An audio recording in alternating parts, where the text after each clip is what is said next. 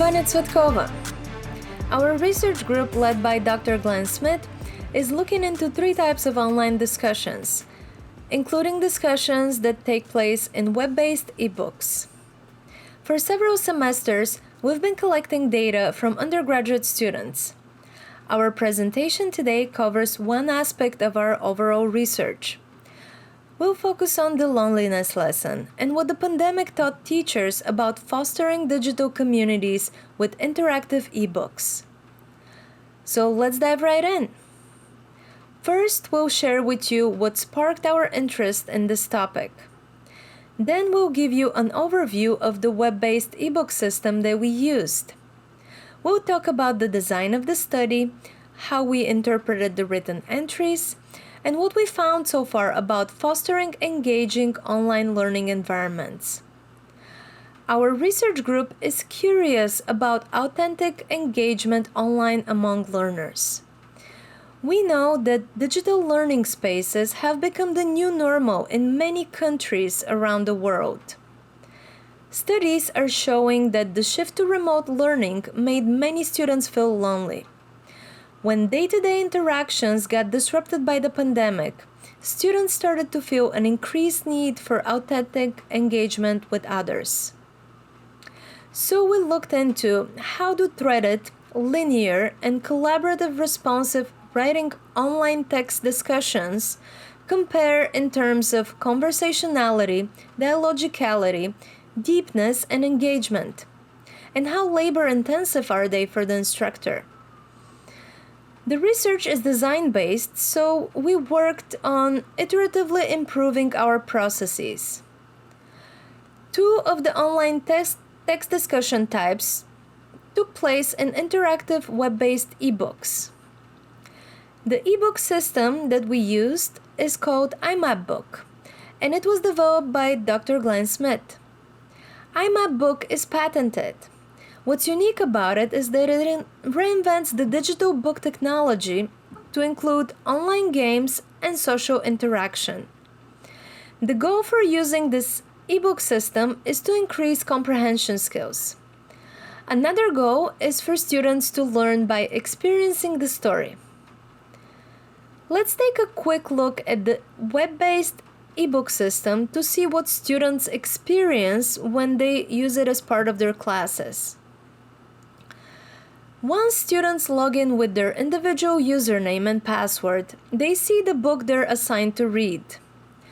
When they select the book, they see an overview. If they're returning to read more, they have the option to pick up where they left off. This is what the readings look like. The assigned reading is chunked over several pages. At some point in the ebook, the students encounter a game. In this case, it's a conversation with one of the characters in the story. The student is presented a question and is supposed to pick words from a lexicon to compose a response. If the response is correct, the student can continue reading. Further in the reading, the students encounter a prompt to engage in a discussion with other students in their class. Some of the students were assigned to participate in a linear chat-like discussion. For this discussion, they're presented with a question at the top and they're asked to discuss it. If the student was assigned to participate in collaborative responsive writing, the discussion area looks a little bit different. There are 2 spatial zones like you see here. At the top there is a linear chat-like discussion, and at the bottom there is an area where students can type and edit at the same time. It's very similar to collaborating in a Google document. Now let's look into how we designed the overall study that the loneliness lesson is a part of. To launch each activity, we asked educators to select a reading assignment. Then, our research group adapted the reading with the goal to incorporate game-like interaction in 2 types of discussion. We collected data over the course of several semesters. Each semester, the data was collected in 2 parts. For part 1, we split each participating class in 2 groups.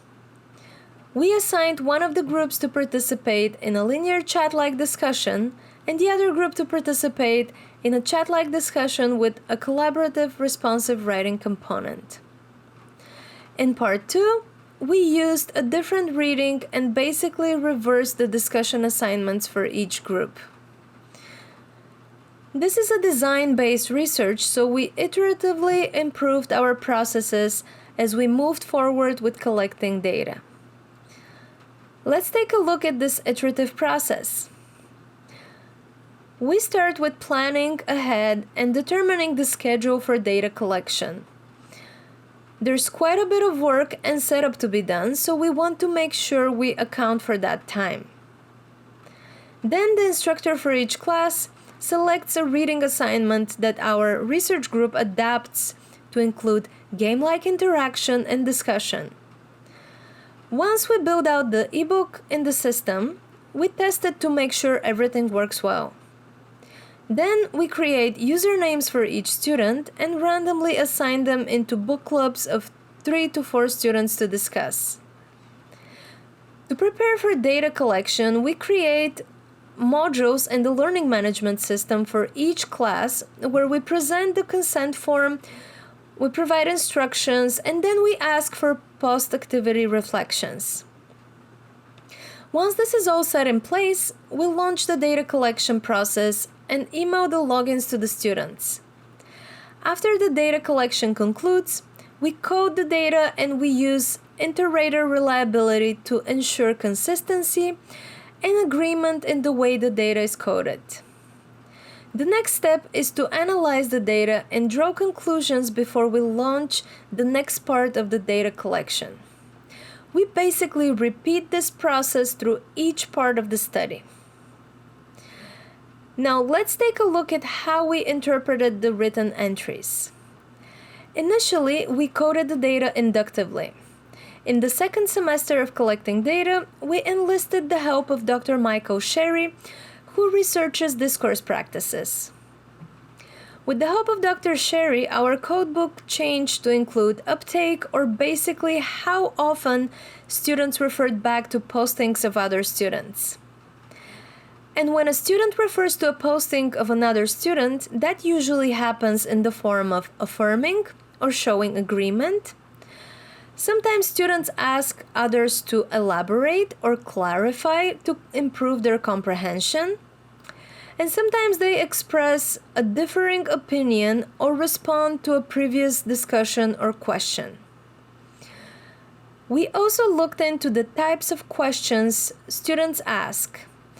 The questions fall into one of these 4 categories based on whether they involve higher or lower order of thinking and whether they're open-ended or closed-ended. In addition to that, we looked into dialogic spells, or how long the conversation stayed on topic. Those are basically 3 or more related postings where each student uptakes from the previous posting.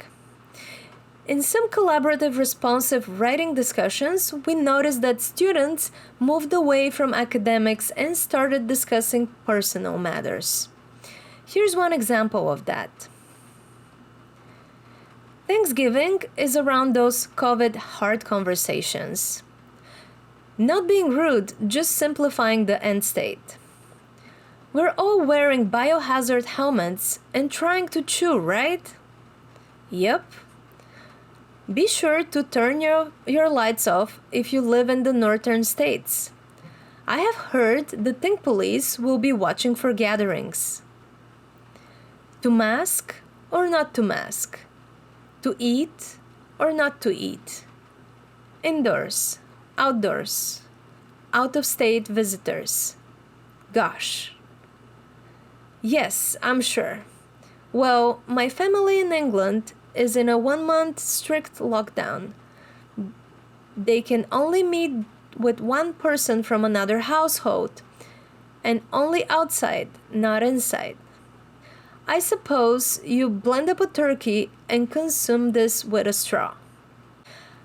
I will share with you some of our initial findings.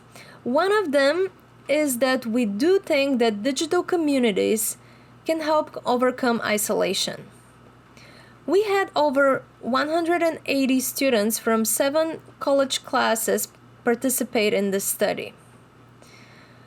The students produced over 2,500 written entries. The results are preliminary, but from what we're seeing so far, we believe that interactive ebooks have the potential to foster authentic social connections and improve learning. Here's a comparison between the two types of discussions in the ebooks.